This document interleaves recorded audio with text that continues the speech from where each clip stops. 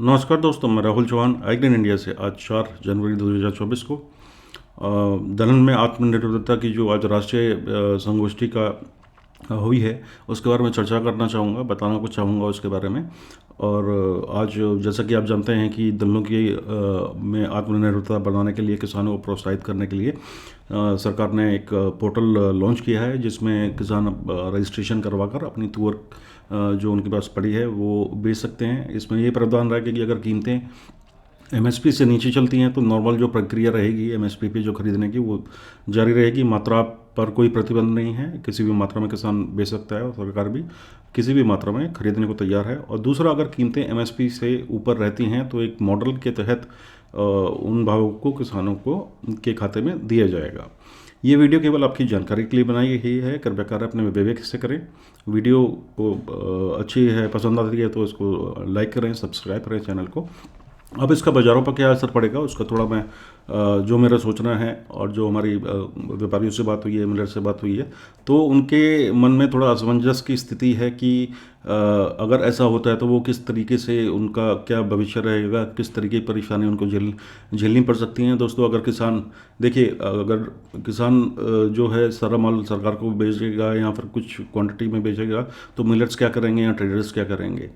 सभी को जान लेना ये ज़रूरी है कि दलहन बाज़ार एक ऐसे हैं जिसमें बिना ट्रेडर्स के, बिना मिलर्स के सहायता के, बिना होलसेलर रिटेलर्स की सहायता के बिना ये बाज़ार नहीं चल सकते। किसानों के लिए ये एक काफ़ी अच्छी खबर है कि इससे किसान प्रोत्साहित होगा, उनको अच्छे दाम भी मिलेंगे।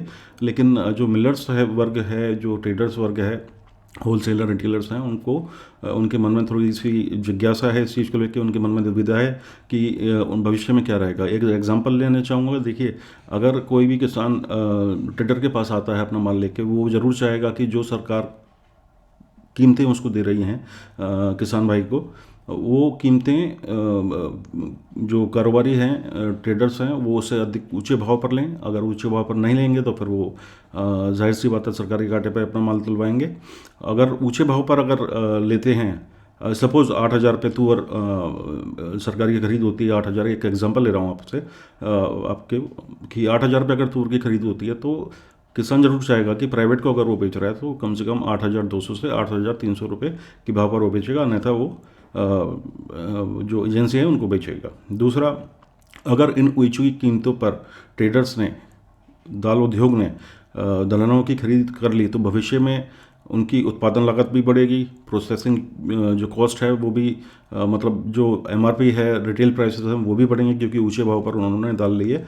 और साथ ही उनको एक खतरा मंडराएगा उनके दिमाग में कि जैसे भारत दाल स्कीम के तहत विभिन्न दो दालों को एक सब्सिडी रेट्स पर दिया जा रहा है, कहीं भविष्य में ऐसा ना हो कि तुअर को भी एक सब्सिडाइज रेट पर दिया जाए, तो जो भी उनकी उत्पादन लागत है वो सब नेगेटिव में आ जाएगी और उनके कारोबार पर बहुत असर पड़ सकता है। कई मिलर्स ऐसे हैं, ट्रेडर्स ऐसे हैं जिनकी कई जनरेशन्स इसमें काम कर रही हैं, तो बड़े ही असमंजस की स्थिति है ट्रेडर्स के लिए। और ये स्कीम जाहिर सी तौर है कि इस पर किसानों के साथ साथ मिलर्स पर, होलसेलर्स पर, रिटेलर्स, ट्रेडर्स, सभी पर भी सरकार को फोकस देना चाहिए, क्योंकि इनके बिना जो है जो लक्ष्य है सरकार का कि हम 2027 तक आत्मनिर्भर हो और हमारे यहाँ एक भी दाना पल्सेस का इंपोर्ट ना हो, वो तभी लक्ष्य पूरा हो पाएगा जब पूरी की पूरी दलहन इंडस्ट्री को सरकार जो है संतुलित वे में काम करेगी। और 2027 के अंत तक गृह मंत्री जी ने कहा है कि, जैसे मैं आपको बता चुका हूँ कि 2027 तक हम दलहन उत्पादन मामलों में आत्मनिर्भर होंगे और हमारे यहाँ पल्सेस का इंपोर्ट जो है ज़ीरो हो जाएगा। ये बहुत अच्छा कदम है। पल्सेस का जाहिर सी बात है कि एक बड़ा रेवेन्यू हम दूसरे देशों को देते हैं, दूसरे किसानों को पहुंचता है। ये किसानों के लिए बहुत अच्छा मॉडल है, परंतु ट्रेडर्स और उद्योग के लिए इस पर सरकार को विचार करना चाहिए कि ऊंचे भाव पर उन्होंने माल लिया तो वो भविष्य में कैसे सर्वाइव कर पाएंगे। कहीं ऐसा ना हो कि मिलर्स अपनी कैपेसिटी घटा दें, या फिर मिलर्स अपना जो वर्किंग है मिलिंग बंद करके दूसरे किसी कृषि उत्पाद की मिलिंग या अपना नेचर ऑफ बिजनेस है वो चेंज कर दें।